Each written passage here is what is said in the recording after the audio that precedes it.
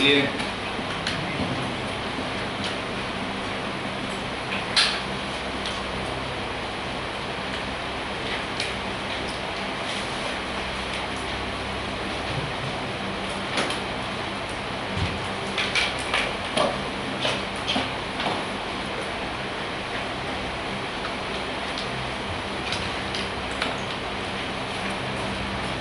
Chapter 2 का revision class है, पता है ना?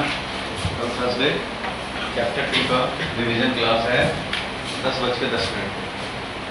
12 बजे तक, 12:30 बजे तक, 1 बजे तक, जितना टाइम लगे चैप्टर 2 फिनिश कर देने हैं। 80% जो 20% डेफिनेशन टाइप है उसको छोड़ करके बाकी सब कवर करने हैं कल थ्योरेटिकली, कॉन्सेप्चुअली। इसलिए जिसका छूटा हो या कुछ में डाउट होता हो, रिवाइज करने का मन हो, कल आ जाएंगे 10 बजे मॉर्निंग में। एक क्लास छोड़ने पड़ेंगे स्कूल का, ठीक है? सबको ग्रुप में भेज दिया था भाई। और नेक्स्ट वीक में होगा फिर चैप्टर 3, फिर उसके नेक्स्ट वीक में चैप्टर 4, फिर उसके नेक्स्ट वीक में चैप्टर 5। एक क्लास थ्योरेटिकल रिवीजन का ले रहा हूँ, ऐसे ही ले रहा हूँ, जिसको मर्जी कर ले। अगर आप 80% 90% याद है आपको, तो फिर करने की जरूरत भी नहीं। डिस्कस वही होंगे जो ऑलरेडी क्लास में डिस्कस हुए थे, जो 6-7 घंटे में डिस्कस हुए थे। हुआ है 3 घंटे में डिस्कस होंगे, 2.5 घंटे में डिस्कस हो जाएंगे, लेकिन डेफिनेशन टाइप को हटा के और न्यूमेरिकल हटा के। न्यूमेरिकल नहीं कराना है, बस न्यूमेरिकल के लिए अलग है।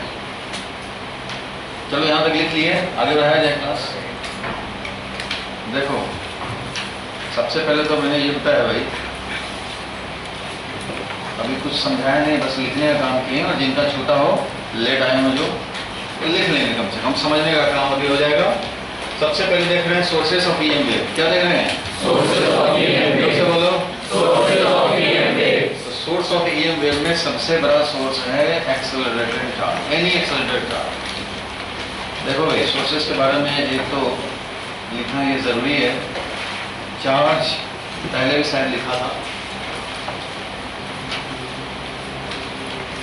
मोशन में हो सकता है या फिर रेस्ट में हो सकता है। अगर रेस्ट में हुआ तो produces electric field only. Motion में हुआ तो दो बात हो जाएगा। मोशन में हुआ तो मोशन में अगर वेलोसिटी कांस्टेंट है तो उस कंडीशन में प्रोड्यूस करेगा ये electric field and magnetic field, ये प्रोड्यूस करेगा। वेलोसिटी कांस्टेंट है तो charge in motion, charge at rest, rest है produces electric field only. Motion में है, कांस्टेंट वेलोसिटी है तो produces electric field as well as magnetic field. Electric field तो हमेशा प्रोड्यूस होने वाला, लेकिन मोशन में अगर है तो इलेक्ट्रिक फील्ड के साथ मैग्नेटिक फील्ड प्रोड्यूस होगा। वेलोसिटी कांस्टेंट मतलब नॉन एक्सेलरेटेड मोशन, और अगर ये एक्सेलरेटेड मोशन हो जाए that is velocity not constant. Velocity not constant means accelerated motion, acceleration non zero. इस वाले में एक्सेलरेशन था 0, अभी एक्सेलरेशन हो गया नॉन जीरो, वेरिएबल वेलोसिटी। तो इस कंडीशन में ये प्रोड्यूस करता है इलेक्ट्रिक फील्ड, प्रोड्यूस करता है मैग्नेटिक फील्ड और प्रोड्यूस करता है ईएम वेव।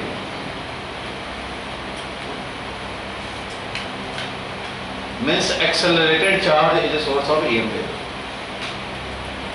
चार्ज तो रेस्ट में भी होगा, लेकिन उसमें एक्सेलरेटेड चार्ज नहीं है तो ये ईएम वेव नहीं प्रोड्यूस करेगा, रेडिएशन प्रोड्यूस नहीं करेगा। रेडिएशन क्या है? रेडिएशन जो भी कुछ रेडिएट कर रहा है वो सब ईएम वेव ही है। अब किस फ्रिक्वेंसी, किस वेवलेंथ रेंज में हो उस हिसाब से उसका नाम है, अलग अलग हम लोग क्लासिफाई किए हुए हैं ईएम वेव को। फिलहाल ये था कि चार्ज रेस्ट में तो इलेक्ट्रिक फील्ड ओनली, मोशन है तो मोशन में इलेक्ट्रिक के साथ मैग्नेटिक भी होगा। अब मोशन अगर एक्सेलरेटेड है तो इलेक्ट्रिक मैग्नेटिक के साथ ईएम वेव भी, means radiation. EM wave is nothing but radiation in space.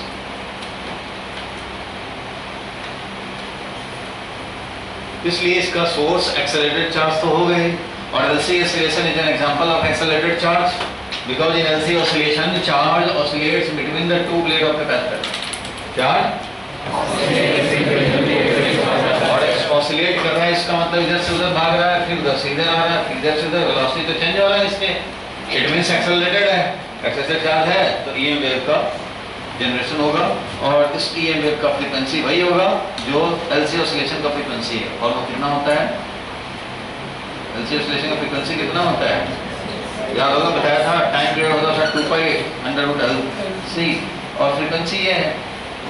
तो जिस फ्रीक्वेंसी से चार्ज ऑसिलेट करेगा उसी फ्रीक्वेंसी का ईएम वेव जनरेट होगा।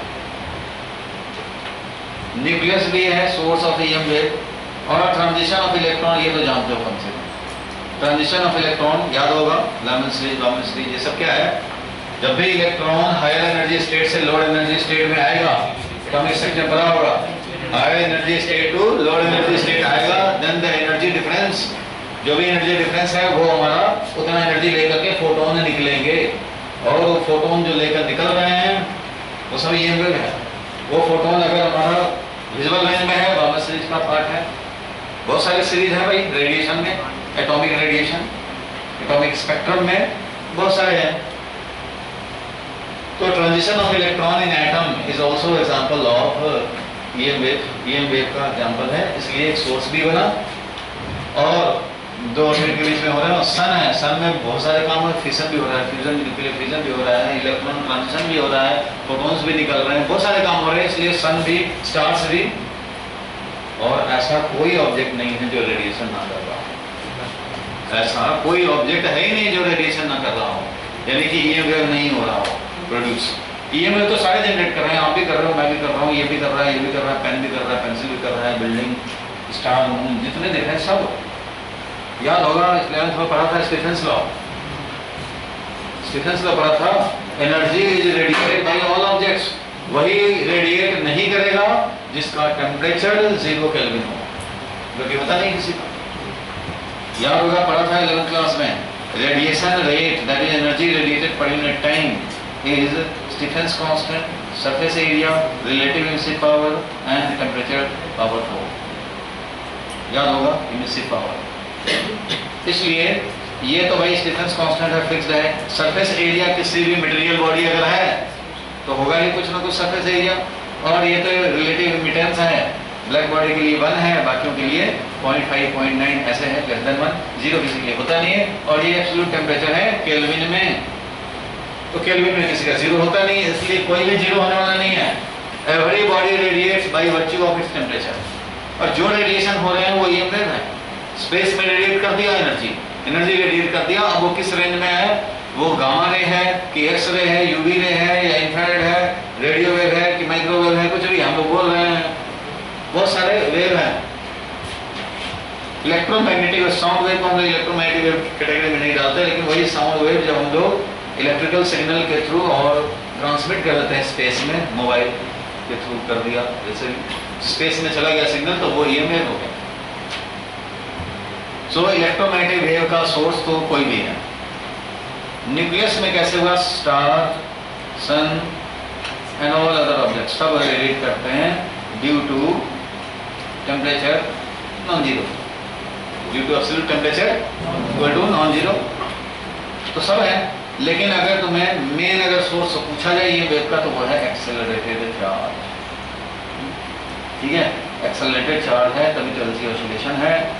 न्यूक्लियस देखो मेन अगर पूछा जाए तो ये, बाकी तो सारे ऑब्जेक्ट हैं। न्यूक्लियस में कैसे? तो न्यूक्लियस में सुना होगा, न्यूक्लियस में भी एनर्जी लेवल्स होते हैं भाई, और न्यूक्लियस जब एक्साइटेड एनर्जी लेवल से ग्राउंड स्टेट में पहुंचेगा तो वो भी एनर्जी रेडिएट करता है। ये सुना है कि नहीं? ना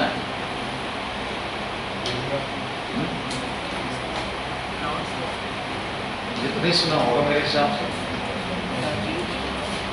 एनर्जी लेवल तो होते हैं, तुमने सुना है न्यूक्लियस के बाहर एनर्जी लेवल होते हैं जिसमें इलेक्ट्रॉन रिवॉल्व कर रहे हैं, और वो हायर एनर्जी स्टेट से इलेक्ट्रॉन लोअर एनर्जी स्टेट में आएगा तो वो रेडिएशन करेगा। वो तो है ही transition of electron in atom, orbit से दूसरे ऑर्बिट में लोअर एनर्जी वाले में जाते। ये दूसरा चीज है, ये न्यूक्लियस के अंदर, न्यूक्लियस के अंदर एनर्जी लेवल, और उसमें न्यूक्लियस ट्रांजिट करता है excited state into ground state में, और उसमें फोटोन निकालता है, और वो फोटोन गामा फोटोन होते हैं, मोस्ट एनर्जेटिक, सबसे ज्यादा एनर्जी वाला ये जो लेमन सीरीज जो एटॉमिक रेडिएशन है उसमें वो एनर्जी नहीं होता, वो तो सब बामन सीरीज में है, कास्टन सीरीज में, पिसन सीरीज में, ये सब सीरीज है। उससे बहुत ज्यादा टाइम ज्यादा एनर्जी वाला है गामा रेस, ये तो विजुअल में है, विजुअल में होता है, फिर इंफ्रारेड और ऊपर चले अगर हम लोग ज़्यादा एनर्जी वाले में तो एक्स रेज है, गामा रेज है। तो गामा रे का ये सोर्स है न्यूक्लियस। न्यूक्लियस में क्या होता है थोड़ा सा आप जान लो, जानते होगे चाहे नहीं जानते होगे, मेरे हिसाब से तो नहीं जानते होगे। जब भी कोई रेडियो एक्टिविटी होता है, सुना होगा alpha decay, beta decay, gamma decay, सुना है? Alpha decay, beta decay and gamma decay. वो गामा डीके की बात कर रहा हूँ। जब भी अल्फा डीके, नाम तो सुना ही है, अल्फा डीके होता है तो क्या होता है? अल्फा पार्टिकल निकल जाता है न्यूक्लियस में से, जो रेडियो एक्टिव है, न्यूक्लियस स्टेबल नहीं है, वो स्टेबिलिटी गेन करने के लिए दूसरे न्यूक्लियाई में कन्वर्ट होते हैं। तो अल्फा इमिट कर दिया, बीटा पार्टिकल इमिट कर दिया। तो जब अल्फा या बीटा इमिट करेंगे तो ये न्यू न्यूक्लियस बन जाएगा, उसको बोलते हैं डॉटर न्यूक्लियाई। और जो ओरिजिनल था वो था पेरेंट न्यूक्लियाई। तो पेरेंट न्यूक्लियाई से डॉटर न्यूक्लियाई में जब भी कन्वर्ट होता है तो डॉटर न्यूक्लियाई एक्साइटेड स्टेट में होता है। डॉटर न्यूक्लियाई क्या होता है? एक्साइटेड स्टेट में होता है, और वो ग्राउंड स्टेट में रिटर्न करता है by emitting gamma photons. Gamma photons emit करके वो एक्साइटेड स्टेट में से ग्राउंड स्टेट पे आता है। उसमें कुछ निकलता नहीं है, खाली गामा रेज निकलते हैं बस। ये नहीं कि कुछ उसका जेड बदल जाएगा या ए बदल जाएगा, ऐसा कुछ नहीं होता। जबकि अल्फा डीके और बीटा डीके में न्यूक्लियस ही चेंज हो जाते हैं। गामा डीके में न्यूक्लियस वही रहता है, सिर्फ एक्साइटेड टू ग्राउंड स्टेट आता है। बाद में न्यूक्लियस चैप्टर में थोड़ा डिटेल देखेंगे। फिलहाल के लिए ये इतना जरूर याद रखो कि न्यूक्लियस के अंदर, बाहर है वो तो आप पढ़े हैं, न्यूक्लियस के अंदर भी एनर्जी लेवल है, और उन एनर्जी लेवल का डिफरेंस मेगा इलेक्ट्रॉन वोल्ट में होता है। एनर्जी का डिफरेंस जो न्यूक्लियस के अंदर है वो एनर्जी डिफरेंस कितना है? मेगा इलेक्ट्रॉन वोल्ट में। जबकि ऑर्बिट में जो एनर्जी लेवल है वो तो 13.6 इलेक्ट्रॉन वोल्ट में सारा इतने सारे लेवल बन गए। जीरो है और -13.6 इलेक्ट्रॉन वोल्ट, बाकी तो इसी के बीच में है बड़े सारे कैटेगरी। 13.6 इलेक्ट्रॉन वोल्ट में सारे चले गए। और न्यूक्लियस के अंदर मेगा इलेक्ट्रॉन वोल्ट में एनर्जी डिफरेंस है करोड़ों इलेक्ट्रॉन वोल्ट, समझ गया? इसलिए जब वो फोटोन रिलीज करता है तो मेगा इलेक्ट्रॉन वोल्ट एनर्जी का फोटोन होता है, मोस्ट एनर्जेटिक, उससे ज्यादा एनर्जी का फोटोन ही नहीं होता। गामा रेज, समझ गए? Gamma, alpha decay, beta DK जब भी होता है तो उसके बाद गामा डीके होना ही है, क्योंकि अल्फा डीके, बीटा डीके के बाद जो न्यू न्यूक्लियस फॉर्म होता है वो एक्साइटेड स्टेट होता है, उसको ग्राउंड स्टेट में आना है। ग्राउंड स्टेट में आना है तो बहुत सारे गामा फोटॉन्स निकालने हैं, तो वो भी ईएम वेव का सोर्स है। ठीक है, ये अलग है, ये अलग है। चलो ये सब सोर्सेस के बारे में समझ गए, ठीक है, ये याद ही रखने हैं। भी तो एलसी ऑसिलेशन जो है, एलसी ऑसिलेशन सबसे पहले इलेक्ट्रोमैग्नेटिक वेव एक्सपेरिमेंटली प्रूफ करने वाले थे, प्रोड्यूस करने वाले थे, वो थे हर्ट्ज। कौन थे?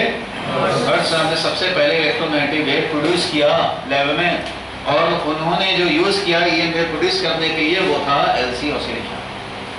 ठीक है, थ्योरेटिकल मॉडल था एलसी ऑसिलेशन, इसी का यूज किया उन्होंने।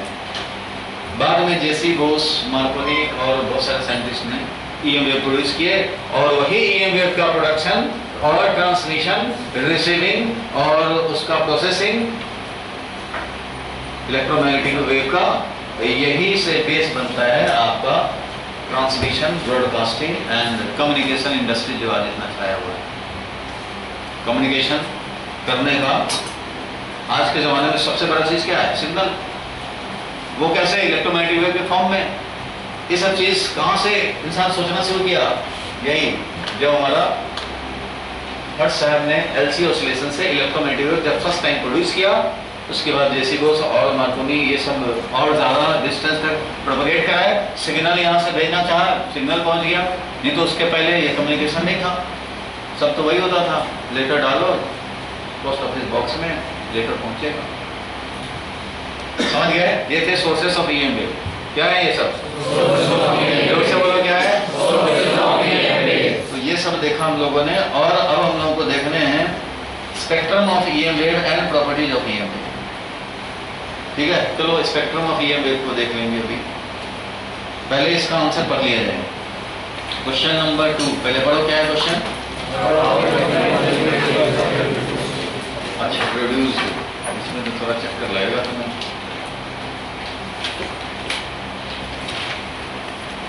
चलो थोड़ा सा पहले लेफ्ट हैंड साइड में लिखो 11th का इक्वेशन ऑफ ट्रैवलिंग वेव। मैंने बोला था कि रिवाइज कर लेना, लेकिन किए होंगे 10% लोग। कौन कौन रिवाइज किया था भाई, जरा आप बताएं, कौन रिवाइज किया था? बस एक बंदा, एक नहीं किया था। तो चलो कितनी सिंसियरिटी है हाई लेवल की।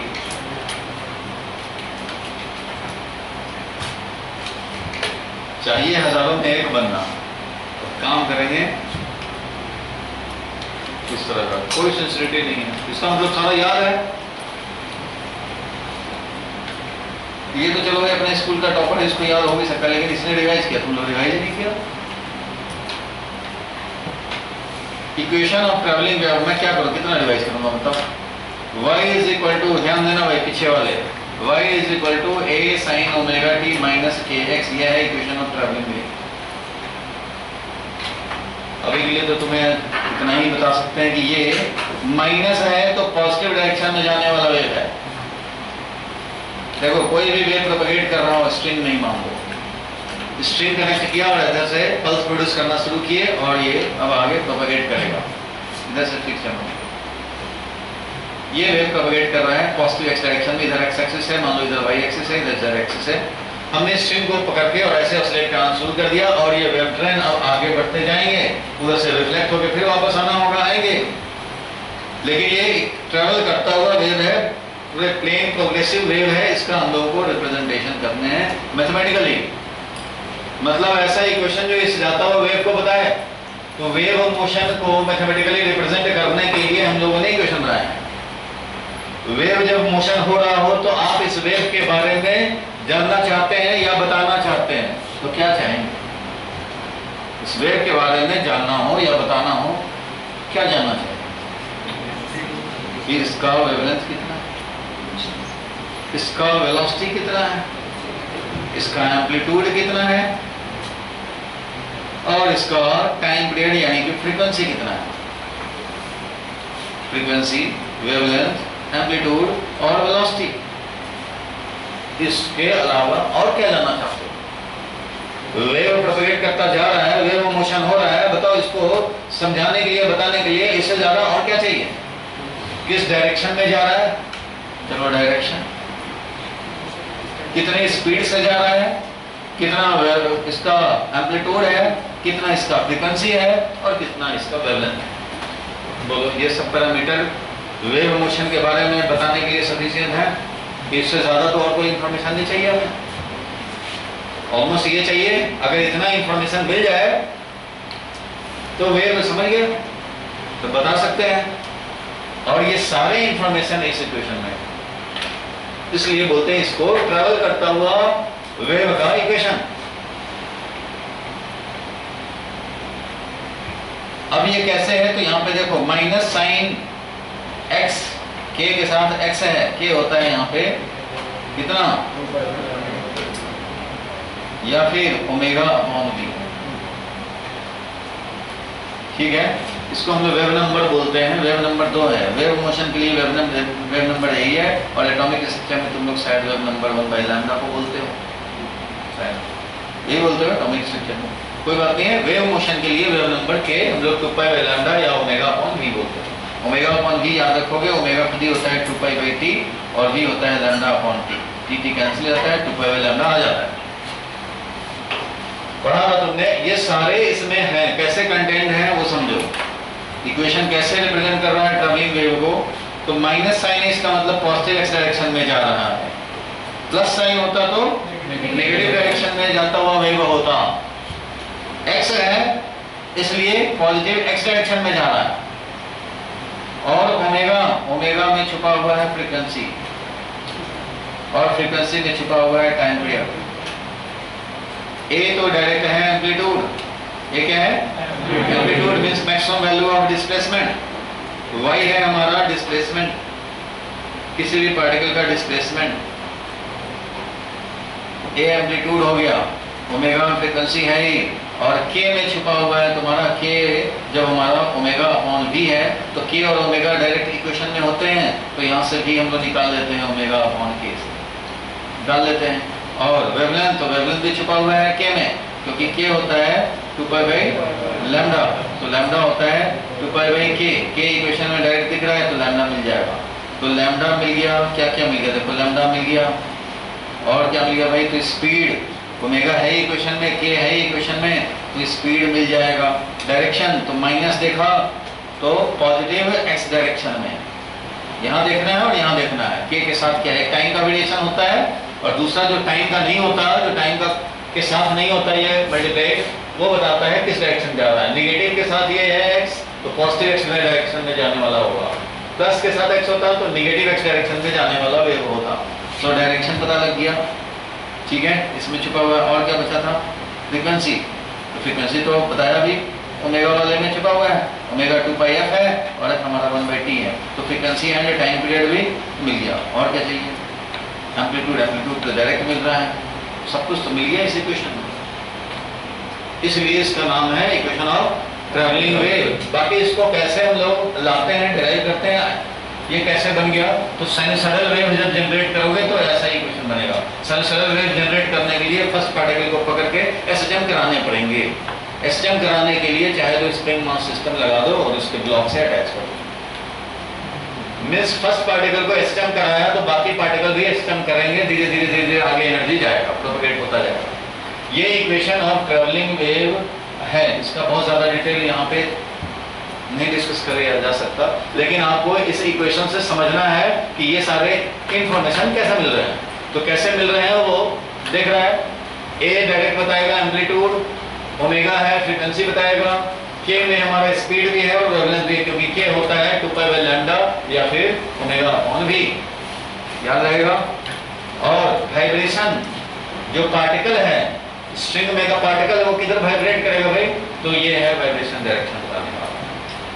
अगर वाई में तुमने ऐसे ऐसे वाइब्रेट किया तो सारे पार्टिकल जहां पर जब भी वेव पहुंचेगा तो वो भी ऐसे ऐसे वाइब्रेट करेगा।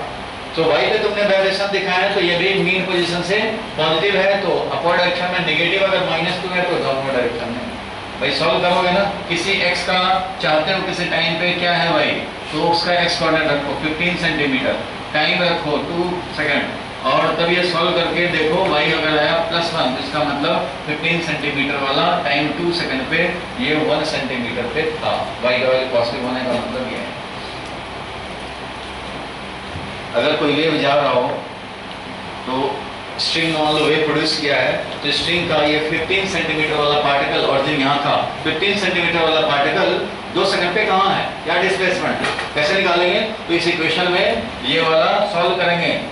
जो इक्वेशन दिया हुआ है तो ये दिया हुआ है, ये सब दिया हुआ है, इसमें टाइम रखेंगे हम लोग 2 सेकंड। किसका जानना है भाई, 15 सेंटीमीटर वाले का, तो एक्स कोऑर्डिनेट क्या रखेंगे 15 सेंटीमीटर, और इसको सॉल्व करेंगे। सॉल्व करके साइन इनका सब वैल्यू डाल करके आया -1 सेंटीमीटर, तो समझेंगे कि वो वाला पार्टिकल x = 15 वाला पार्टिकल 2 सेकंड पे 1 सेंटीमीटर पॉजिटिव के अपोजिट में 1 सेंटीमीटर पे नेगेटिव y पे है। समझ गए, इससे ये मीनिंग क्लियर होता है। और अगर तुमने फर्स्ट पार्टिकल को ऐसे ऐसे वाइब्रेट कराते, z एक्सिस के अलोंग वाइब्रेशन करते, तो यहाँ z बन जाता है, क्योंकि डिस्प्लेसमेंट सारे पार्टिकल का z के अलोंग होता है, पॉजिटिव z या नेगेटिव z। ऐसे ऐसे वाइब्रेट कराएंगे तो वाइब्रेशन डायरेक्शन भी ये बताता है। डायरेक्शन ऑफ प्रोपगेशन, ये जो डायरेक्शन लिखा है वो क्या है, direction of propagation of wave, मतलब एनर्जी किधर प्रोपगेट कर रहा है। और एक होता है डायरेक्शन ऑफ वाइब्रेशन, पार्टिकल किधर वाइब्रेट करेंगे, तो पार्टिकल वाइब्रेशन डायरेक्शन, वो भी इसमें पता लगता है, पार्टिकल वाइब्रेशन डायरेक्शन, ये भी पता लगा। y है तो y, चलिए मैं इक्वेशन लिख रहा हूं, z = 2 cos 100πt + 2y।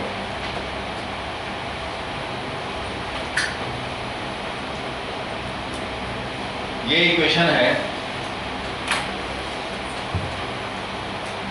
बोलो सब कुछ हम लोग जानना चाहते हैं भाई, क्या क्या, डायरेक्शन, और ये सेंटीमीटर है। Amplitude of wave, direction of propagation, ठीक है, ये सब जानना चाहते हैं। पहले लिखो इतना लिख लो भाई सबको, कोशिश कर रहा हूँ जितना आपको याद आ जाए, ठीक है। पढ़ाई नहीं होगा तो याद आना ज़रा मुश्किल है, पढ़ोगे तब तो याद ले आ जाएगा, पढ़ाई नहीं हो तो याद क्या दिलाएंगे। डायरेक्शन ऑफ प्रोपगेशन, एम्पलीट्यूड,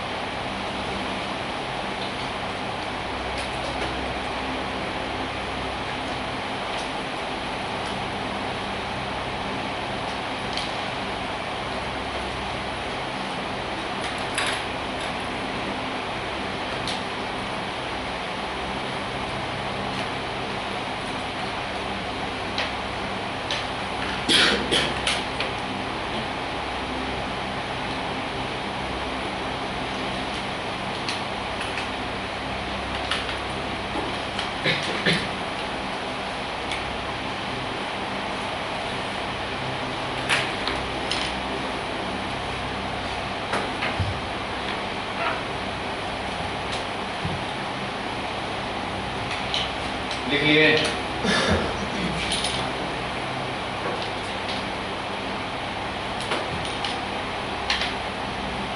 देखो भाई, अगर 11th में थोड़ा मिसिंग हुआ है तो अभी शॉर्टकट में ये हम लोग समझ सकते हैं इतना जितना जरूरत है। यहाँ तक लिख लिए, तब जरा सुनो और लिखना बंद करो, काम जितना आएगा उतना तो मैं बता रहा हूँ। सबसे पहले मैंने बताया कि इक्वेशन ऑफ ट्रेवलिंग वेव, नाम ही बता रहा है ट्रेवल करता हुआ वेव का इक्वेशन। अब वेव जा रहा है, उसको इक्वेशन में रिप्रेजेंट करना हो तो मैंने बताया कि वेव जा रहा हो तो वेव के बारे में बताना हो, समझना हो, समझाना हो तो वी नीड 5-6 पैरामीटर। जो 5-6 पैरामीटर इंफॉर्मेशन दे दे तो वेव के बारे में बता दिया, समझ लिया, तो उसका इंफॉर्मेशन एक इक्वेशन में आ जाएगा, वो है वेव का equation, that is equation of travelling wave. तो ये कैसे मिलेगा भाई? तो कैसे मिलेगा? तो हम लोग वेव जो जनरेट करते हैं तो उसका फर्स्ट पार्टिकल जिस तरह से डिस्प्लेसमेंट कराते हैं उसके बेसिस पे ये साइन या क्रॉस बनता है। कैसे रिप्रेजेंट कर रहा है इसका एनालिसिस करो, क्योंकि तुम्हें इक्वेशन दे दिया जाएगा इलेक्ट्रिक फील्ड का, मैग्नेटिक फील्ड का। ईएम वेव इलेक्ट्रिक फील्ड और मैग्नेटिक फील्ड के वाइब्रेशन से बना है, इसलिए वो जानना पड़ेगा। जब स्ट्रिंग में वेव जनरेट होता है तो क्या होता है? पार्टिकल का वाइब्रेशन होता है। क्या होता है? पार्टिकल का वाइब्रेशन होता है। वही वाइब्रेशंस के चलते आगे वाले पार्टिकल को एनर्जी मिलता रहता है, वो आगे प्रोपगेट करता रहता है। ईएम वेव जब चलता है, इलेक्ट्रोमैग्नेटिक वेव, तो उसमें क्या वाइब्रेट करता है? तो उसमें वाइब्रेट करता है स्पेस में इलेक्ट्रिक फील्ड में मैग्नेटिक फील्ड। ठीक है, पार्टिकल नहीं आता वहां तो वैक्यूम से भी जाता है भाई, ये वैक्यूम से भी प्रोपगेट करता है। तो क्या पार्टिकल है, क्या वाइब्रेशन कर रहा है? तो वहां पे कोई पार्टिकल नहीं है, वहां पे है फील्ड, इलेक्ट्रिक फील्ड है, मैग्नेटिक फील्ड, उनका वाइब्रेशन हो रहा है। अब ध्यान से समझो, मैं शॉर्टकट के लिए काम चलाने वाला मैं बता रहा हूं तुम्हें कि इक्वेशन ऑफ ट्रैवलिंग वेव क्या रिप्रेजेंट कर रहा है। तो इस वेव को रिप्रेजेंट कर रहा है और सारे पैरामीटर कैसे कैसे छुपे हुए हैं वो हम लोग निकाल के देख सकते हैं। एक बार फिर से मैं रिपीट कर दे रहा हूँ, आगे क्वेश्चन दिया है वो आपको करने हैं, निकालने हैं उसमें से। ये अगर इक्वेशन ऑफ ट्रैवलिंग वेव है जो कि स्ट्रिंग में जा रहा हो, यहाँ देखो माइनस है और यहाँ पे एक्स वाई या जेड है, जो है उस डायरेक्शन में जा रहा है, और निगेटिव मतलब उसके पॉजिटिव डायरेक्शन में जा रहा है। माइनस एक्स है तो पॉजिटिव एक्स डायरेक्शन जा रहा है, माइनस वाई है तो पॉजिटिव वाई डायरेक्शन है, माइनस जेड है तो पॉजिटिव जेड डायरेक्शन में जा रहा है। ठीक है, और इसके बाद देखोगे यहाँ t के साथ क्या है कोफिशिएंट, t के साथ जो कोफिशिएंट है वो ओमेगा है, और ओमेगा है तो उसी में छुपा हुआ है फ्रीक्वेंसी और टाइम पीरियड, वो अपने आप निकाल लेंगे। और देखो जो x या वाई या जेड यानी टाइम छोड़ करके किसी और एक्स वाई जेड पैरामीटर का जो कोफिशिएंट है वो है के, और उस के में छुपा हुआ है तुम्हारा वेव वेलोसिटी, क्योंकि ओमेगा अपॉन वी होता है, 2 पाई बाई लैम्डा होता है, तो लैम्डा भी छुपा हुआ है, omega he 2 pi by T होता है और वी होता है लैम्डा बाई टी। ये तो सुना हुआ है ना, v equal to lambda by T, nu lambda, v equal to nu lambda ऐसे होता है लैम्डा अपॉन टी, क्योंकि लैम्डा डिस्टेंस चलता है टी टाइम में, इसलिए वेलोसिटी है वेव का लैम्डा अपॉन टी। एक क्रेस्ट प्रोड्यूस करने के बाद टी टाइम के बाद ही नेक्स्ट क्रेस्ट प्रोड्यूस होगा, और एक क्रेस्ट प्रोड्यूस करने के बाद ये क्रेस्ट जब तक लैम्डा डिस्टेंस आगे नहीं बढ़ेगा तब तक दूसरा क्रेस्ट नहीं आएगा। दूसरा क्रेस्ट तब प्रोड्यूस करते हैं जब इसके पहले वाला प्रोड्यूस्ड क्रेस्ट लैम्डा डिस्टेंस आगे बढ़ गया हो, और पहले वाले प्रोड्यूस क्रेस्ट के बाद कैपिटल टी टाइम बीत गया हो, तभी तो न्यू क्रेस्ट आएगा। इसलिए lambda distance propagation in capital T time, so wave का वेलोसिटी कितना, लैम्डा अपॉन टी। तो टी टी कैंसिल हो गया, 2 पाई बाई लैम्डा, इसको वेव नंबर बोलते हो। वेव नंबर में छुपा हुआ है हमारा फ्रीक्वेंसी, ये wavelength and speed, wave velocity. Wave velocity का मतलब है एनर्जी प्रोपगेशन का वेलोसिटी, पार्टिकल का वेलोसिटी नहीं, पार्टिकल का वेलोसिटी अलग चीज होता है। वेव का वेलोसिटी, वेव वेलोसिटी वहां से कैसे पता लगेगा, एम्पलीट्यूड डायरेक्ट यहाँ दिखेगा और ये बताएगा कि किस डायरेक्शन में वाइब्रेशन किया गया है। जो फर्स्ट पार्टिकल को किया जाएगा वही सब फॉलो करेंगे, फर्स्ट पार्टिकल को ऐसे करोगे तो वही सारे फॉलो करेंगे। तो ये वाइब्रेशन डायरेक्शन है, ठीक है, समझ गए इक्वेशन में कैसे कैसे कहाँ क्या छुपा हुआ है। ए एम्पलीट्यूड बताया, ओमेगा बताया, हमारा ओमेगा है तो फ्रीक्वेंसी है, टाइम पीरियड है, और के है तो के से हम लोग वेवलेंथ है या वेव का वेलोसिटी निकाल सकते हैं। माइनस है तो पॉजिटिव डायरेक्शन में, प्लस रहेगा तो नेगेटिव एक्स डायरेक्शन, जो यहाँ रहेगा उसी के अलोंग होगा। अगर ये z होता तो हम लोग बोलते हैं पॉजिटिव z डायरेक्शन में, प्लस z होता है यहाँ पे तो नेगेटिव z डायरेक्शन में। इस तरह से काम होगा, ठीक है, ये बताएगा वाइब्रेशन डायरेक्शन। अब नीचे क्वेश्चन है, हमें ये सारे पैरामीटर्स चाहिए इसके लिए, तो लिख लियो, इसके लिए ये सारे पैरामीटर्स चाहिए, ये इक्वेशन ऑफ ट्रैवलिंग वेव निकालो।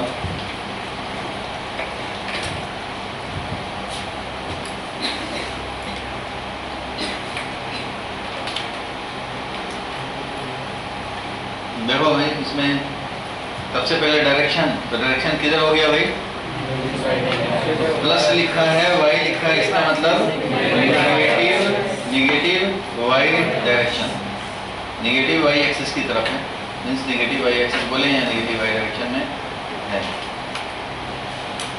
और एम्पलीट्यूड, एम्पलीट्यूड तो डायरेक्ट है कितना, 2 सेंटीमीटर एम्पलीट्यूड हुआ। Vibration direction of particle, vibration direction किधर है, z एक्सिस में, z पॉजिटिव होगा फिर नेगेटिव होगा, कभी पॉजिटिव होगा कभी नेगेटिव होगा, सो z वाइब्रेशन डायरेक्शन, तो ये लिखेंगे अलोंग z एक्सिस। वेव का लेंथ क्या है, वेवलेंथ लैम्डा, तो ये तो k में छुपा हुआ है भाई, 2 पाई बाई लैम्डा होता है, इसलिए lambda is equal to 2 pi upon k, यानी 2 पाई अपॉन k, k का वैल्यू क्या है, k का वैल्यू है 2, इसलिए क्या आ गया पाई, यानी 3.14 सेंटीमीटर, 3.14 सेंटीमीटर लिखेंगे। टाइम पीरियड, टाइम पीरियड छुपा हुआ किसमें, ओमेगा में, ओमेगा होता है 2 पाई बाई टी, इसलिए टी का वैल्यू है 2 पाई बाई ओमेगा, तो 2 पाई और ओमेगा का वैल्यू कितना है 100 पाई, इसलिए हो गया कितना 1/50, तो टाइम पीरियड 1/50 और फ्रीक्वेंसी हो जाएगा 1 upon time period that is 50 hertz. और वेव का वेलोसिटी कितना है, तो ये भी के में छुपा हुआ है, ओमेगा अपॉन वी होता है, इसलिए v का वैल्यू ओमेगा अपॉन के, और ओमेगा का वैल्यू था 100 पाई और k का वैल्यू था 2, यही था, यानी कि 50 पाई सेंटीमीटर पर सेकंड, ये वेव का वेलोसिटी है।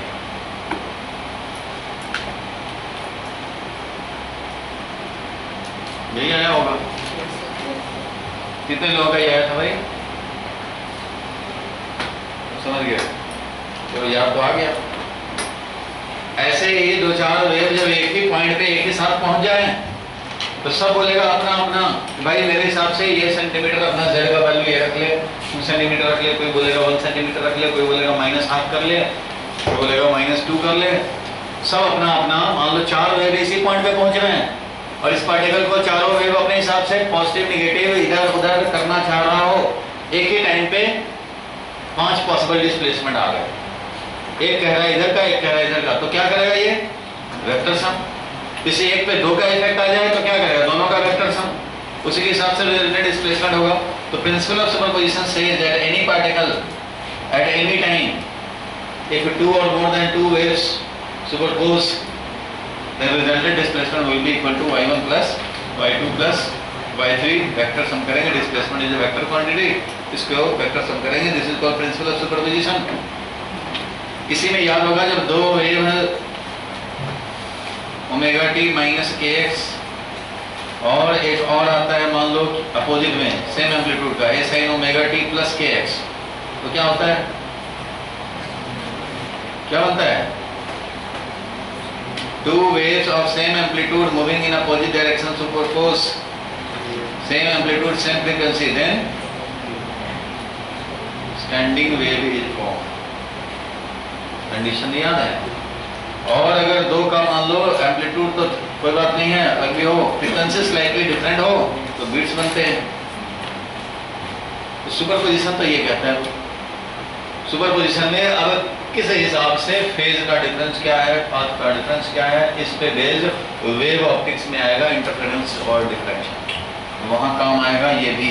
अभी के लिए तो ट्रैवलिंग वेव का इक्वेशन फॉर्मेट तो समझे। अब चलो इसका थोड़ा प्रैक्टिकल हम लोग एक्सपीरियंस करें। मान लो हमने एक स्ट्रिंग लिया, ये तो लिख लिया है ना तुमने, एक स्ट्रिंग लिया, फ्लोर से लगा दिया, फ्लोर से फिक्स कर दिया ऐसे, इधर एक्स एक्सिस है, ये वाई एक्सिस है और ये जेड एक्सिस, ठीक है। इधर क्या है, एक्स एक्सिस, ध्यान देना भाई, ये वाई एक्सिस है और इधर जेड एक्सिस है। इस तरह से एक्स वाई जेड एक्सिस है और हमने स्ट्रिंग लगाया जो कि फ्लोर पे फिक्स किया, ऐसे फ्लोर से फिक्स करके इसको स्ट्रेट कर दिया, टेंशन में आ गया स्ट्रिंग, और इसको हम लोगों ने ऐसे ऐसे पल्स जनरेट कर दिए जेड डायरेक्शन में, वाइब्रेट करा दिया इस वाले एंड को। तो इस वाले स्ट्रिंग में ऐसे ऐसे जो वाइब्रेट कर दिया तो इससे एक वेव चलेगा, ऐसे ऐसे करता हुआ जाएगा, फिर वहां से रिटर्न आना होगा तो आएगा, कोई बात नहीं है। ये जो हम लोगों ने एक स्ट्रिंग ऐसे करके और ऐसे ऐसे पल्स जनरेट कर दिए y direction z direction vibrate करा के, ये जो वेव जाएगा साइन में लिखना हो तो वो इक्वेशन क्या बनेगा, लिखो।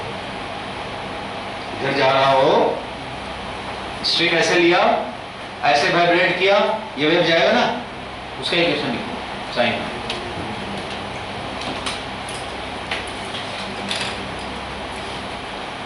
कुछ होगा एम्पलीट्यूड, ए एम्पलीट्यूड ले लो, ओमेगा ले लो, लिखो तो इक्वेशन बन जाएगा। क्वेश्चन तो समझ गए। फ्लोर पे हमने स्ट्रिंग लगाया और उसको ऐसे ऐसे वाइब्रेट करा दिया, जो वेव जाएगा नीचे की तरफ वो हमें चाहिए।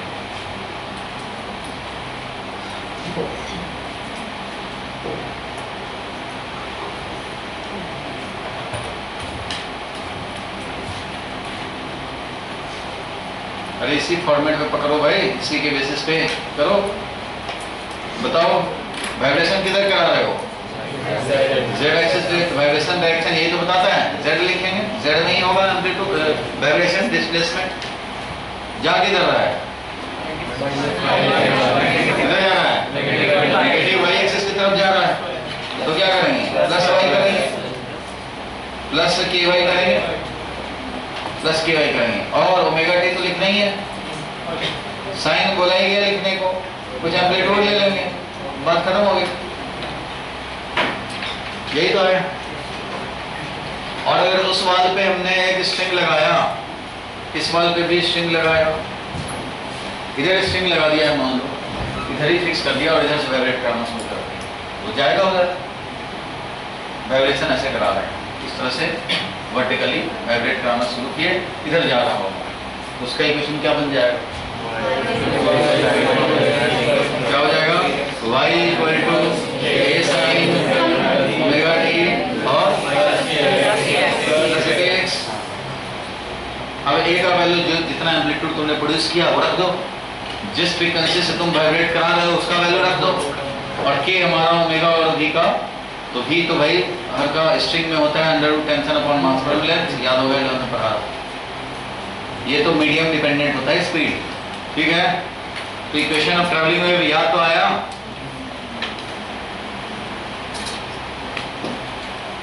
ये तो सबने कर लिया होगा, नहीं जो किया था वो लिख लिया है। तो हम लोग इक्वेशन देख के पहचान सकते हैं और सिचुएशन के हिसाब से इक्वेशन लिख भी सकते हैं, ठीक है। इक्वेशन ऑफ ट्रैवलिंग वेव इतना जान गए तो बस इतना से काम चलेगा अभी इस चैप्टर में। तो EM source of EM wave देखा। अब हम लोग पेज नंबर 103 में स्पेक्ट्रम भी बता ही देता हूँ। स्पेक्ट्रम भी पेज नंबर 100 में 98 में देखा था, 99 में व्हाट इज इलेक्ट्रोमैग्नेटिक स्पेक्ट्रम है। स्पेक्ट्रम थोड़ा देखा है, रिकैप करने में लग ज़्यादा घंटे। स्पेक्ट्रम देखो क्या होता है। ईएम वेव में बड़े सारे कैटेगरी हैं, वेवलेंथ फ्रीक्वेंसी के हिसाब से बहुत सारे हम लोगों ने ग्रुप बना रखा है। सबसे ज़्यादा एनर्जी वाला गामा रे, उसके बाद एक्स रे, उसके बाद यूवी रे, उसके बाद विजिबल रे, उसके बाद इंफ्रारेड और तब माइक्रोवेव और तब रेडियो वेव। ये सब हम लोग समझते हैं, ठीक है। मोस्ट एनर्जेटिक और ये कम एनर्जी वाला मीन्स जैसे जैसे ऊपर जाओगे फ्रीक्वेंसी इंक्रीजेज, जैसे जैसे नीचे जाएंगे वेवलेंथ इंक्रीजेज, क्योंकि V इज इक्वल टू होता है न्यू लैम्डा, होता है वेवलेंथ। यहाँ पे जैसे जैसे ऊपर जाओगे फ्रीक्वेंसी ज़्यादा होता जाएगा और जैसे जैसे नीचे जाएंगे वेवलेंथ लार्जर होता जाएगा, नहीं होगा? अरे भाई इधर एरो है, इधर एरो है, रेड का ज़्यादा होता है वेवलेंथ और फ्रीक्वेंसी ऊपर ज़्यादा है, इधर फ्रीक्वेंसी कम है, तो नीचे की तरफ फ्रीक्वेंसी कम मतलब वेवलेंथ ज़्यादा। एरो तो इधर दिखा रखे हैं, इंक्रीजेज ये समझ लिया, बोल तो रहे हैं इंक्रीजेज, दिखा दिया।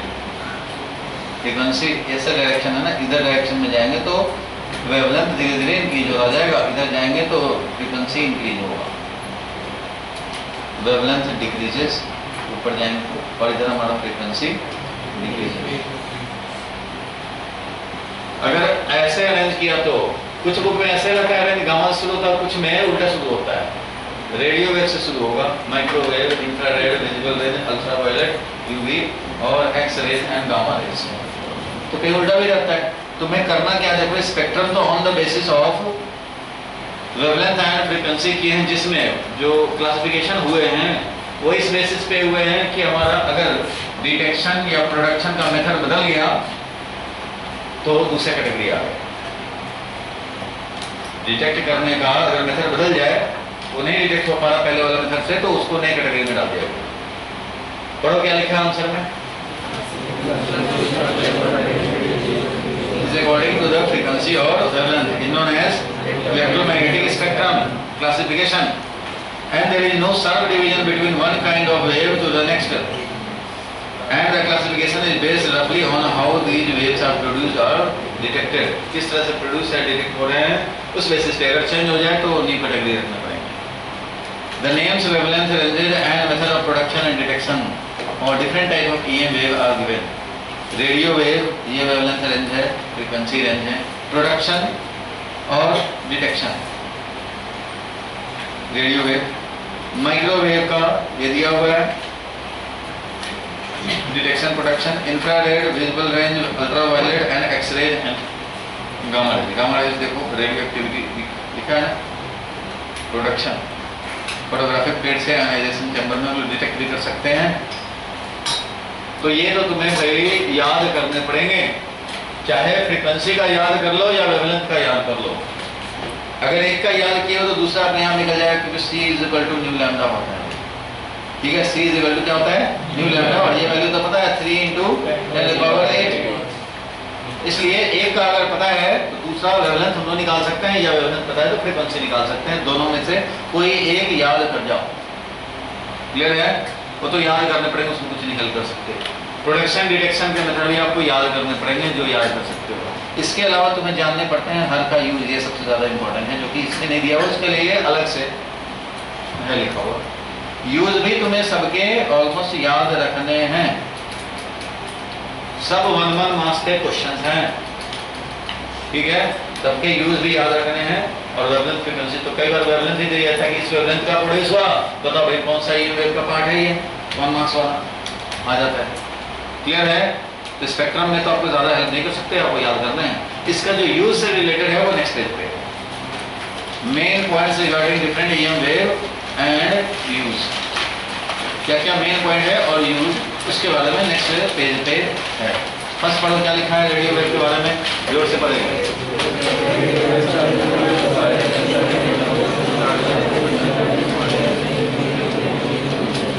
जो कम्युनिकेशन कर रहे हैं वो मेनली रेडियो वेव और थोड़ा सा यूज होता है माइक्रोवेव। अगर आपसे पूछा जाए कि कम्युनिकेशन इंडस्ट्री में सबसे ज्यादा कौन सा वेव यूज हो रहा है, तो ये वेव का रेडियो वेव। टीवी कम्युनिकेशन हो या ब्रॉडकास्टिंग यूज हो रहा हो, सब में radio wave. They are of frequency range 500 kilohertz to about 1000 megahertz और 1 gigahertz, and these are further divided into medium band, short band, and VHF and UHF band. VHF means very high frequency, very high frequency. UHF means ultra high frequency.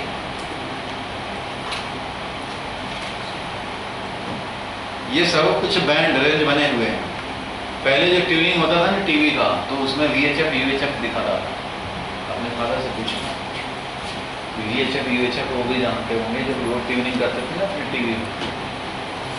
पहले ज़माने में TV में manual tuning होता था, fine tuning आता था, ऐसे tuning आता था, और जब स्क्रीन पे भागता था ना ट्यून करता हुआ, तो VHF UHF लिखता था।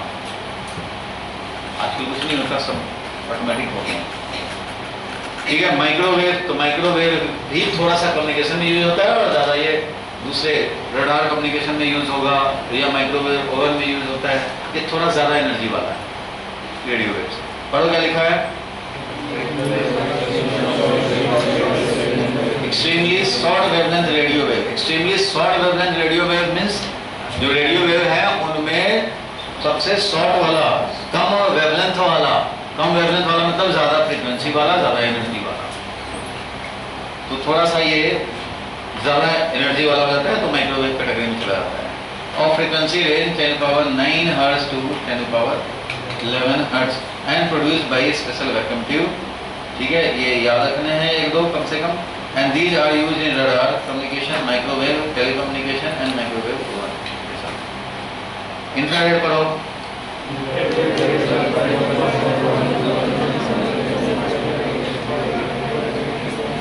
ये हीटिंग प्रॉपर्टी देते हैं भाई। बल्ब से इंफ्रारेड भी निकलता है, उसी से हीटिंग इफेक्ट आता है, और बल्ब के पास आपको पूरा हीटिंग लगता है ना। ज़्यादा बल्ब लगा दी जाए आपकी तरफ, तो उस कंडीशन में हीटिंग इफेक्ट समझ में आता है, ठीक है। और ये इंफ्रारेड, और पढ़ो आगे क्या लिखा है, मेंटेनिंग अर्थवान ग्रीन हाउस इफेक्ट जो है इसी का इफेक्ट है, और इसका यूज हम लोग रिमोट में भी बहुत करते हैं। Infrared rays are widely used in the remote switches and solve electronic device system, TV set, video recorder, ये सब में रिमोट में देखते हो, रिमोट प्रेस करने से रेड कलर का बल्ब, रेड जो है बल्ब जैसा आजकल किसी रिमोट में दिखता है, किसी में नहीं दिखता है। तो इधर से ऐसे प्रेस करके उसमें देखो, ठीक है, उसमें देखो तो तुम्हें रेड जैसा दिखेगा जब आप ऑन करोगे। सब माइक्रो, ये सब हमारा सिग्नल इंफ्रारेड का होता है, रिमोट स्विचेज में यूज होता है। विजिबल रेंज क्या यूज है, देखना दुनिया को और दिखाना दुनिया को, इसीलिए है। अगर ये ना हो तो हम लोग ना देख सकते हैं और ना दिखा सकते हैं। Visual range are part of EM wave which are detected by human eye and it runs from frequency range area, visual light emitted or reflected back from object around us provide us the information about the world. ये ozone layer का extra information से दिया हुआ है। X-rays पढ़ो क्या लिखा है, एक्सरेज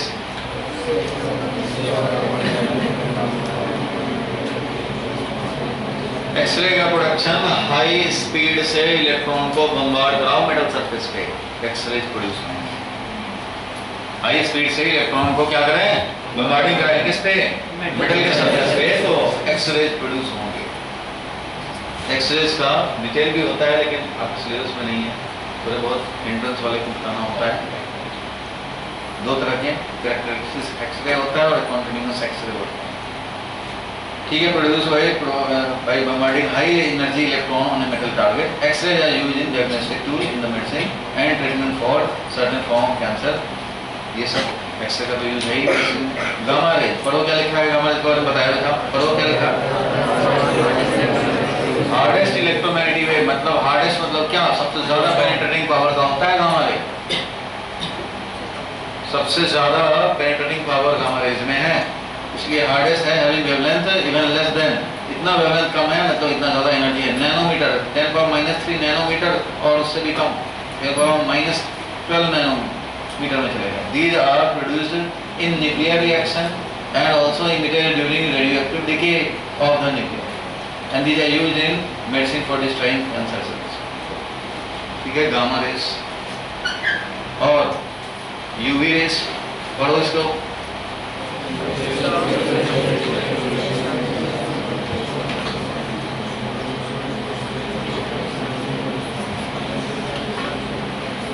जाओ एडवांस पढ़ लिया बड़ा जल्दी, गधा पढ़ लिया।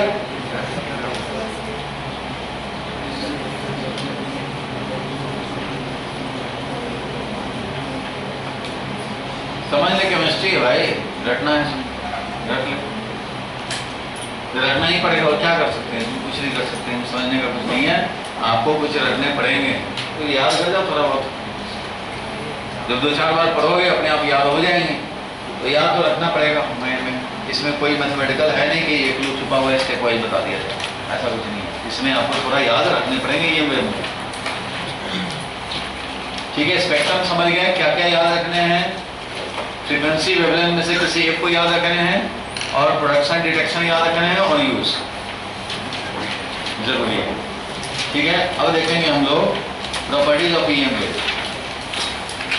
खड़े हो जाओ सब एक बार। सोर्सेस ऑफ ईएम वेव देखा, 4-5 सोर्स से। स्पेक्ट्रम ऑफ ईएम वेव देखा हम लोगों ने, उसमें याद रखना है, ज्यादा समझने का जो था मैंने बता दिया। और प्रॉपर्टीज ऑफ ईएम वेव ये बच गया, यही वाला देखना है। अब क्या देखना है, से बोलो, जिसमें से 2 प्रॉपर्टी तो देख लिया तुमने। चलो बैठ जाओ भाई, बैठ जाओ। देखो आ जाए हम लोग वही पेज नंबर 103 जहाँ मैं लिखना शुरू किया था। Properties of EM wave page number 103 के लेफ्ट साइड में स्टार्टिंग में, क्लास के स्टार्टिंग में लिख रहे थे ना। ये ईएम वेव है time varying electric and magnetic field. देखो इलेक्ट्रिक फील्ड वाई एक्सिस पे वेरी करना है, मैग्नेटिक फील्ड जेड एक्सिस पे वेरी करना है। जेड एक्सिस के अलॉन्ग वेरिएशन है इसका। इलेक्ट्रिक फील्ड भी प्रोपेगेट कर रहा है दोनों एक्स डायरेक्शन में, इसलिए दोनों के लिए वेव लिखा है। देखो Et is equal to E0 sin omega t minus kx। ये y एक्सिस पे है तो यहाँ पे हम लोग चाहें तो Ey भी लिख सकते हैं इसको। ऐसे तो t टाइम के लिए लिख रहे हैं इसलिए Et लिख दिया मैंने। ये y एक्सिस पे हो रहा है तो यहाँ y लिख सकते हैं या फिर यहाँ पे j कैप सीधा लगा सकते हैं, बात एक ही है। और ये z एक्सिस पे हो रहा है तो यहाँ पे हम लोग k कैप लगा दें तो भी वही बात हो जाएगा। k कैप लगा दिया या तो फिर यहीं पे लिख देंगे z b at time t along z, या वहाँ k कैप लगा दिया तो भी बात एक ही होगी। ये समझ रहे हो ना भाई, k कैप लगा दिया तो ये electric field and magnetic field vibration, ये इलेक्ट्रिक फील्ड का वाइब्रेशन, मैग्नेटिक फील्ड का वाइब्रेशन, ये दोनों आपस में कपल्ड होते हैं, दोनों साथ साथ वेरी करेंगे, एक दूसरे को रीजनरेट करता हुआ। इसका डिटेल आपको इंजीनियरिंग में पढ़ोगे कैसे रीजनरेट करता हुआ। फिलहाल के लिए आपका उसका ओवरव्यू जानते हैं। ये couple time varying electric and magnetic field है। कपल मतलब लिंक्ड है समझो, एक दूसरे को रीजनरेट करता हुआ। Electric field magnetic field generate करता है, magnetic field electric field generate करता है, ये करता हुआ चलता है। मैग्नेटिक फील्ड है तो मैग्नेटिक फ्लक्स है, मैग्नेटिक फ्लक्स है तो करंट है, करंट है तो इलेक्ट्रिक फील्ड है, और इलेक्ट्रिक फील्ड है तो इलेक्ट्रिक फ्लक्स है। इलेक्ट्रिक फ्लक्स में चेंज, डिस्प्लेसमेंट करंट आ जाएगा, करंट है तो मैग्नेटिक फील्ड है। तो इलेक्ट्रिक फील्ड से मैग्नेटिक फील्ड, मैग्नेटिक फील्ड से इलेक्ट्रिक फील्ड रीजनरेट एक दूसरे को कर सकते हैं और वो स्पेस में एक दूसरे को रीजनरेट करता हुआ प्रोपगेट करता है। कैसे उसका माइन्यूट डिटेल आपको सिलेबस में नहीं है, आप नहीं अभी समझ पाएंगे, ये तो बिगिनिंग लेवल है, इसलिए बस इतना ही समझना है। कपल्ड है और इनके प्रॉपर्टी क्या है कि एक दूसरे को रीजनरेट करते हैं और दोनों सेम फेज में वाइब्रेट करते हैं, इसलिए दोनों का देख रहे हो phase same, omega T minus k x और ओमेगा टी माइनस के एक्स, दोनों का फेज सेम है। It means both electric and magnetic field will attain their positive maxima at the same time. Electric field अपने positive maximum पे है तो उसी टाइम पे मैग्नेटिक फील्ड भी अपना पॉजिटिव मैक्सिमम पे है। z एक्सिस पे ये वाइब्रेट कर रहा है, लिखना मतलब ही दोनों एक साथ मीन को क्रॉस करेंगे। इलेक्ट्रिक फील्ड नेगेटिव मैक्सिमम पे तो मैग्नेटिक फील्ड भी नेगेटिव मैक्सिमम पे, मींस दोनों एक साथ पॉजिटिव एक्सट्रीम, एक साथ जीरो, एक साथ नेगेटिव एक्सट्रीम, इसको बोलते हैं same phase vibration. Same phase में, फेज मतलब क्या, स्टेट ऑफ वेरिएशन बताया था। Phase means state of variation, ये जो वेरी कर रहा है ऐसे ऐसे वेरी कर रहा है ना भाई, कभी मीन पे आ रहा है, कभी पॉजिटिव एक्सट्रीम, कभी नेगेटिव एक्सट्रीम, तो कब किस स्टेट में होगा वो कौन बताएगा, फेज बताएगा।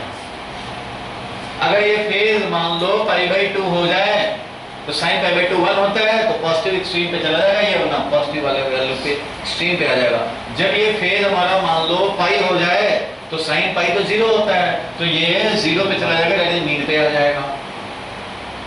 और जब ये -1 हो जाए, मान लो 3π/2 हो गया, ये फेज टाइम के साथ तो बदल रहा है ना फेज, जब 3π/2 हो जाएगा तो ये -1 हो जाएगा, -1 होगा तो अपना नेगेटिव एक्सट्रीम पे पहुंच जाएगा।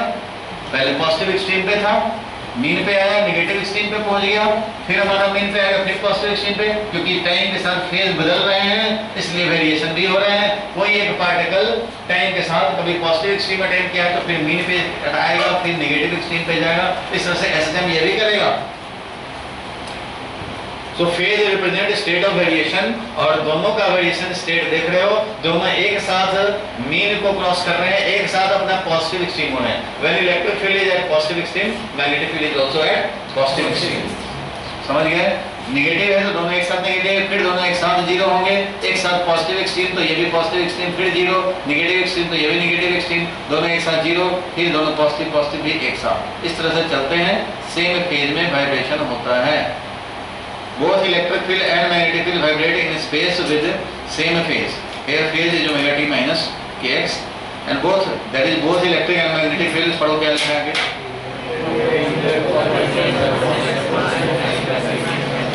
and negative maximum at the same time। और propagation of EM wave जो होता है इसमें भी कुछ फॉलो रहते हैं प्रॉपर्टी, वो ये है कि वेलोसिटी किधर होगा, E क्रॉस B के डायरेक्शन में। किधर होगा वेलोसिटी, E क्रॉस B के डायरेक्शन। देखो ये है वेलोसिटी, ये है E y एक्सिस पे, ये है B, ये E है, ये B है, तो E cross B will be V, E cross B के डायरेक्शन में होगा V, और तीनों चले परपेंडिकुलर होते हैं। ये प्रॉपर्टी फॉलोड होता है। इलेक्ट्रिक फील्ड और ये जिस मैग्नेटिक फील्ड से लिंक होगा वो दोनों म्यूचुअली परपेंडिकुलर होंगे। भाई लिखो मत, सब लिखवा रहे हैं। इलेक्ट्रिक फील्ड एंड कॉरस्पॉन्डिंग जो कपल्ड मैग्नेटिक फील्ड है वो दोनों आपस में क्या होंगे, परपेंडिकुलर होंगे, और E क्रॉस B करोगे तो V का डायरेक्शन मिलेगा। ये इलेक्ट्रिक फील्ड का ये मैग्नेटिक फील्ड है, तो ऐसा नहीं है कि इस वेव में सिर्फ यही इलेक्ट्रिक फील्ड है, यही वाइब्रेट कर रहा है। इलेक्ट्रिक फील्ड तो इधर भी है, इधर भी है, लेकिन इसके कॉरस्पॉन्डिंग मैग्नेटिक फील्ड ये है। इलेक्ट्रिक फील्ड ऐसे भी है लेकिन उसके कॉरस्पॉन्डिंग मैग्नेटिक फील्ड ये है। इलेक्ट्रिक फील्ड ऐसे भी है, उसके कॉरस्पॉन्डिंग मैग्नेटिक फील्ड ये है, such that E cross B भी। इलेक्ट्रिक फील्ड ऐसे भी है, ये भी है, उसका मैग्नेटिक फील्ड ये है, E cross B is V, E cross B is V, E cross B is V। Velocity के परपेंडिकुलर हर डायरेक्शन में इलेक्ट्रिक फील्ड है और कॉरस्पॉन्डिंग मैग्नेटिक फील्ड उसके परपेंडिकुलर। तो ये तीनों फॉलोड रहेंगे आपस में परपेंडिकुलर, और E क्रॉस B का डायरेक्शन होगा भी, ये भी फॉलोड होंगे। ये सब प्रॉपर्टी हुए। एक प्रॉपर्टी तो ये समझ गए, डायग्राम समझ गए। Coupled time varying electric and magnetic field है, फर्स्ट वाले पॉइंट में लिखा coupled time varying electric and magnetic field, ये मैक्सवेल साहब ने बताया। और regenerating each other in space, propagate कर रहा है, दोनों का इक्वेशन लिखा। सेम फेज, म्यूचुअली परपेंडिकुलर, और वेलोसिटी क्रॉस B के डायरेक्शन में, और इनके एम्पलीट्यूड का भी रेशियो फिक्स है। E0 is C times B0।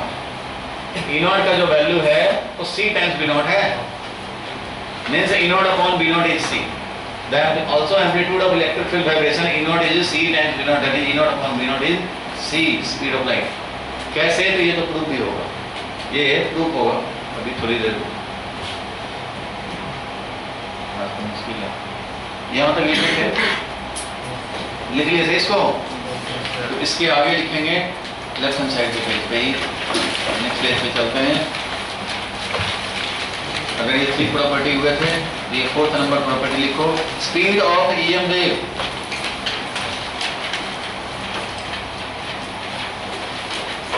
In any medium is given by V is equal to 1 by under root mu into epsilon.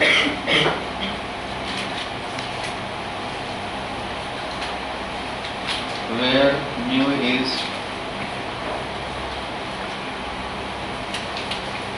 permittivity, epsilon is क्या होता है epsilon? Permittivity of the medium. Free space का नहीं है, किसी भी medium, जिस भी मीडियम में तुम ढूंढ रहे हो, जिस मीडियम में स्पीड ऑफ EM वेव जानने हैं उस मीडियम का permittivity of EM wave in any medium वो है इस तरह से, परमिटिविटी और परमिटिविटी. तो बताओ स्पीड वैक्यूम में क्या होगा? Speed of EM wave, light भी तो EM वेव का ही पार्ट है, विजुअल रेंज वाला EM वेव को ही लाइट बोलते हैं, विजुअल रेंज वाला इलेक्ट्रोमैग्नेटिक वेव ही लाइट है. Speed of EM wave in vacuum लिखना चाहते हैं तो क्या हो जाएगा? 1 upon mu naught epsilon naught. Mu not का वैल्यू और एप्सिलॉन नॉट का वैल्यू डालोगे तो 3 × 10⁸ आएगा SI में. ठीक है, म्यू नॉट तो पता ही है, एप्सिलॉन नॉट भी पता है क्योंकि 1 अपॉन 4 पाई एप्सिलॉन नॉट पता है तुम्हें, 9 × 10⁹, और म्यू नॉट अपॉन 4 पाई भी पता है, 10⁷. वैल्यू डाल दो mu naught upon mu naught और एप्सिलॉन नॉट निकाल करके और वैल्यू कैलकुलेट करो, ये आ जाएगा वैल्यू, और ये है स्पीड ऑफ लाइट इन और EM वेव वैक्यूम में. Hence speed of light in a given medium, किसी एक मीडियम में लिखो मत, अभी बताओ किसी मीडियम में क्या होता है स्पीड? किसी मीडियम में क्या होगा स्पीड? कोई एनी आर्बिट्ररी मीडियम, ग्लास में क्या होगा स्पीड? कोई भी मीडियम में, तो ये तो अभी बताया, परमिटिविटी और परमेबिलिटी, प्रोडक्ट करो, अंडर रूट लगाओ. इसलिए अगर इसमें हम लोग लिखना चाहेंगे स्पीड ऑफ लाइट के टर्म में तो इसको लिख सकते हैं, देखो ध्यान से, एप्सिलॉन को लिख सकते हैं epsilon naught epsilon are, mu को लिख सकते हैं म्यू नॉट और म्यू आर, ऐसा लिख सकते हैं. So speed of light in the medium will be equal to 1 upon under root epsilon naught mu naught, 1 upon under root epsilon are mu R, ऐसा लिख सकते हैं अलग अलग करके. इसका क्या बन गया? ये C हो गया, और इसका क्या हो गया? Under root epsilon are mu r. इसका मतलब V आ गया C is equal to under root epsilon are mu r. ये आया C डिवाइडेड बाई, ये क्या आया? ये क्या है? इसको फिजिक्स में कोई स्पेशल नाम से जानते हैं, under root epsilon r into mu r is known as, किसी मीडियम पे एप्सिलॉन आर और म्यू आर को प्रोडक्ट करके रूट अंडर लेते हैं तो उसका नाम क्या होता है? तो बताओ जल्दी, क्या होता है भाई नाम? C divided by under root mu r. तो ये नीचे जो डिनोमिनेटर है इसका नाम क्या है?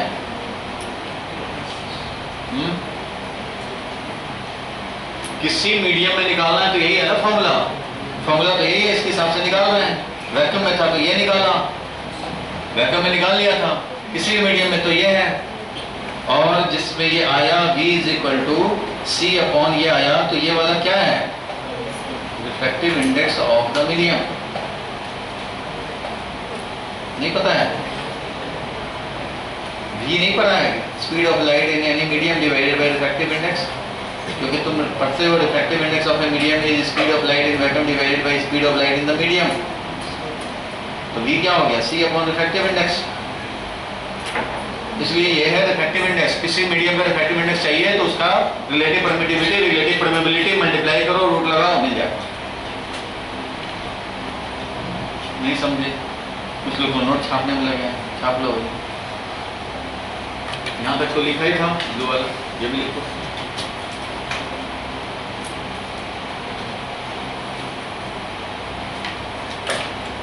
लिखो, पूरा लिखो।